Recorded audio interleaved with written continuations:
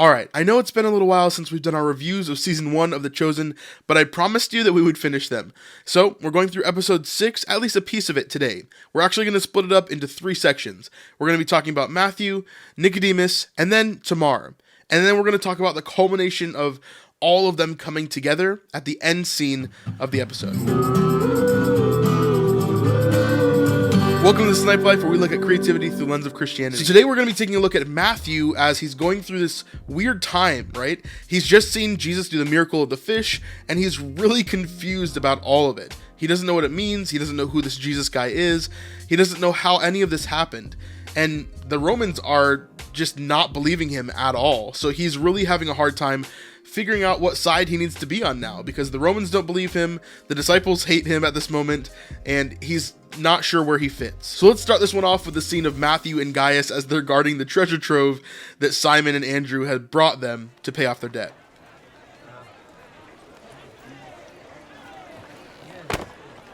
Never knew those little skiffs could hold so many fish. They can't. The weight of the catch and the sailors caused the boat to sink. They had to jump. They ended up filling 2 boats. Should we put this inside the booth? Well, they'll be here any minute. At least you have your sword. Should I have a weapon? This can't be the first time you've been saddled with a couple of months worth of... 2 years and 7 weeks. 2 years and 7 weeks? Simon and Andrew were each granted 1 year gratis. That totals 1 year and 7 weeks plus another year less marital credit for Simon. Okay, Plus penalties. That's good. And we're sitting ducks here. Just, try to look natural. I am natural. I look exactly how I feel. Just try to act like a normal person under normal circumstances. Forget I said normal. Gaius. Yes, Marcus. Thought it was a joke. You could say it was comical when the men leapt from the boats. Leapt from their boats. They were sinking from the weight. Told you it was made up. You can't catch this many fish that fast. Captain, may we continue this conversation on the road? Oh, Gaius. Don't tell me you're nervous about guarding a couple months. So we see here that Matthew and Gaius are guarding this treasure trove of taxes. And Matthew seems pretty worried about it, but Gaius doesn't, right? And this is when we start to see that character development of the Romans not really understanding or caring or even believing Matthew and anything that he said. Remember, Matthew is the only witness that the Romans have of seeing this miracle of the fish, right? The Jews aren't coming forward and saying that this happened. They're just giving them the money to pay off the taxes because they don't want to deal with the Romans in the first place. But Matthew is trying to explain the situation because to him, he doesn't understand, and he's looking for clarification, maybe from somebody else that could help him to figure out exactly what happened, or at least believe him. But he's really struggling here, and we're going to see more and more of this throughout the episode. Matthew is lost. He's in this place of figuring out where he belongs, where he fits. And so Gaius, his closest friend at the point, doesn't believe him. Marcus, of course, doesn't believe him. And none of the other Romans seem to believe him. So let's see how Quintus kind of gets involved in this in the next scene.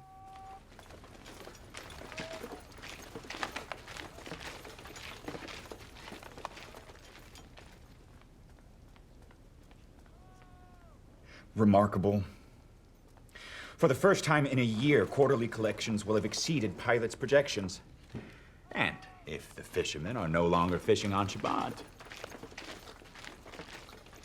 Have an olive, Matthew. You earned it. Thank you, Dominus. Simon the cheat. Simon the fraud. Simon, the guy who delivered when it mattered most. I wonder if there's a way to make him do it again.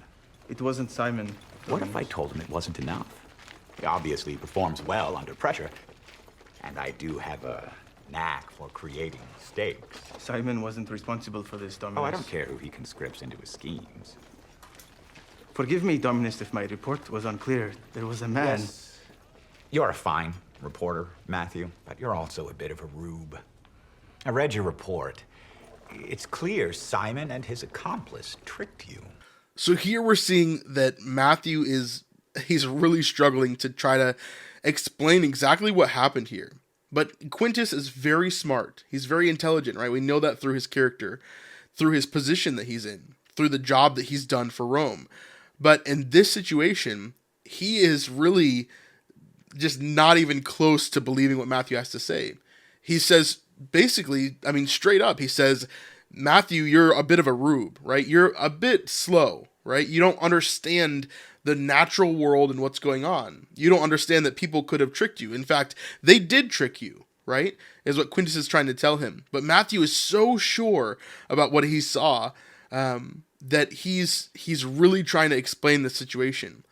But Quintus is trying to move on. He's trying to move on to the next thing about how they can get more taxes for next quarter, right? But there were others. Accomplice says, fine. To what end? Who can say? Maybe Simon wanted the other fishermen off his back. You said yourself, word of his disloyalty had spread. Or maybe to spook anyone who'd fish on Shabbat. He is a wily one. The fishermen have taken notice. Oh, it couldn't have worked out better. Don't tell me you're spooked. I am neither sophisticated nor subtle, Dominus. But I am observant. I detected no subterfuge. I recorded everything I witnessed, however impossible it seemed. You did well, Matthew. Fortunately, you have me to interpret for you. Forgive me, Praetor. It's urgent. No kidding. King Herod's envoy approaches. Spotted where? Outside Gennesaret, riding north. Captain, Silvius Gamalius, son of Senator Gamalius, will be arriving in 1 hour. Yes, Dominus. Prepare my guard for inspection. Here we see an interruption. Quintus has a longtime rival that's coming to town, and so Quintus needs to get into action quickly in order to impress him, in order to show him exactly what's going on. Although there's some funny parts here, actually. That actor that came in to inform him that this person was going to arrive is actually part of the chosen crew. You might have seen him in some of the behind-the-scenes videos as well, but we actually got to meet him in Washington, D.C. when they invited us there to see the Christmas special this year, or last year. So, yeah, this is actually a really interesting scene. Some funny kind of inside Easter eggs here. So, let's continue on.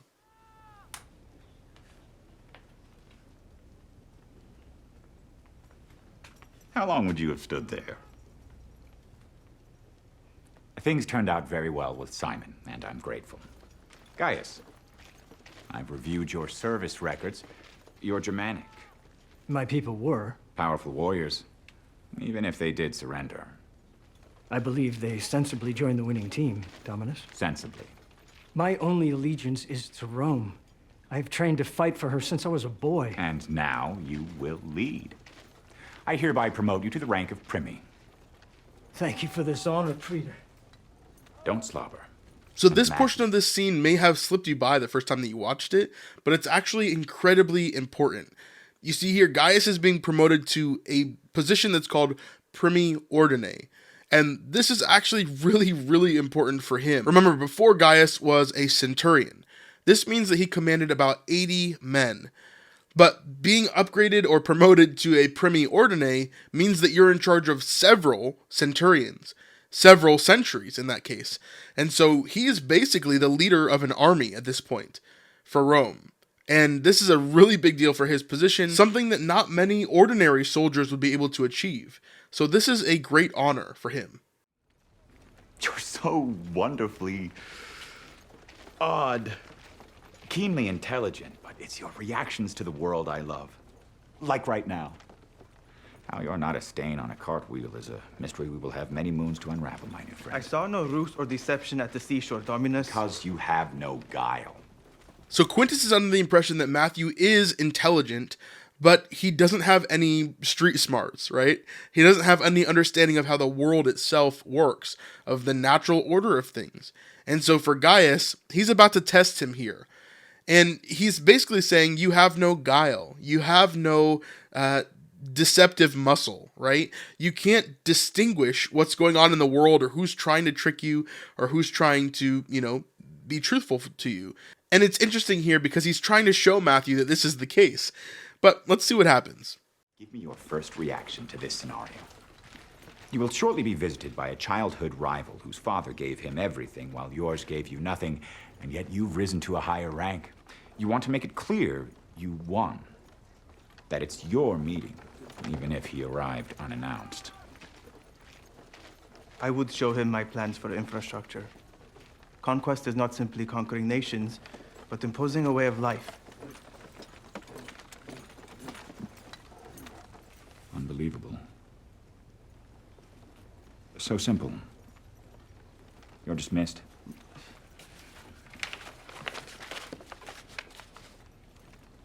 Thank you, Praetor. So we see here that Quintus's test actually goes a little bit differently than he was expecting. He was expecting Matthew not to have a great answer because Quintus himself does not have a great answer to this question. But then Matthew just says, simply, show him your infrastructure. Conquering is more than just conquering lands. It's showing how you're going to transform the land into Rome, right? That's what Rome wants to do. And so Quintus is very intrigued by this idea and immediately starts to plan.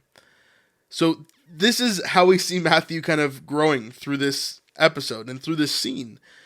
He's fighting for people to believe him, but nobody seems to care about what he's saying at all. And Matthew continually, even after this scene, is so riled up inside. He's trying to figure out exactly what it is that he needs to do.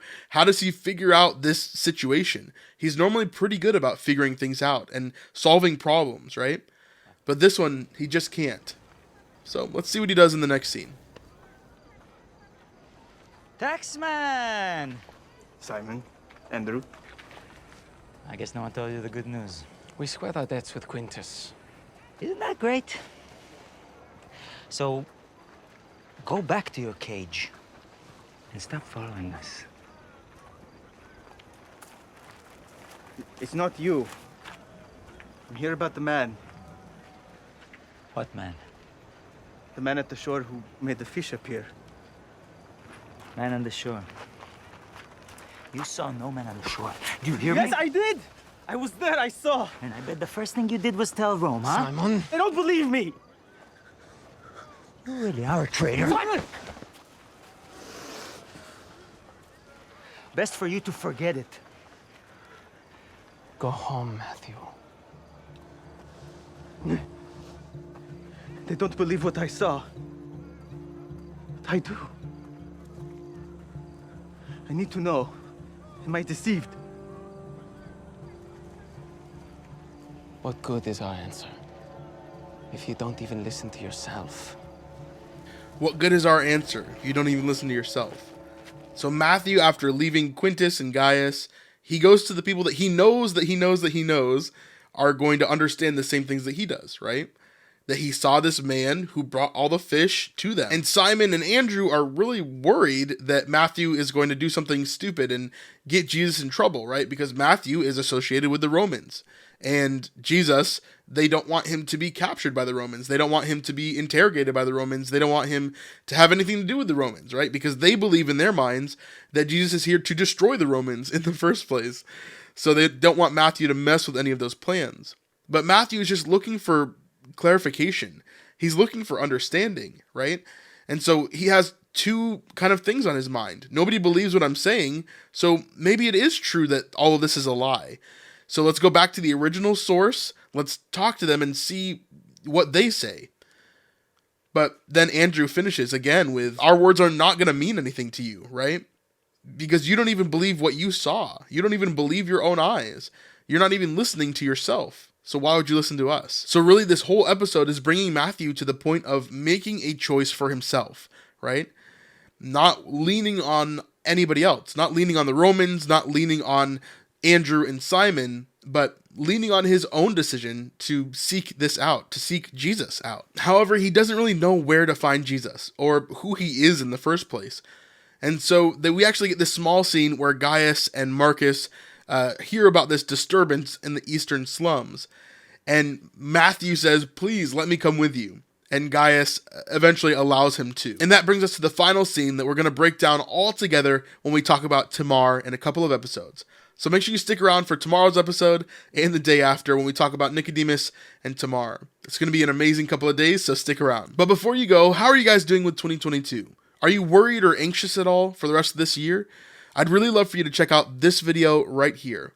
It's actually one of my favorite videos that we've ever made. And it all has to do with promises of God and how he's going to take care of you throughout this year. So if you need some encouragement, go check that one out. I hope you like this video. Thanks so much for being part of our community, and we'll see you on the next one. Peace.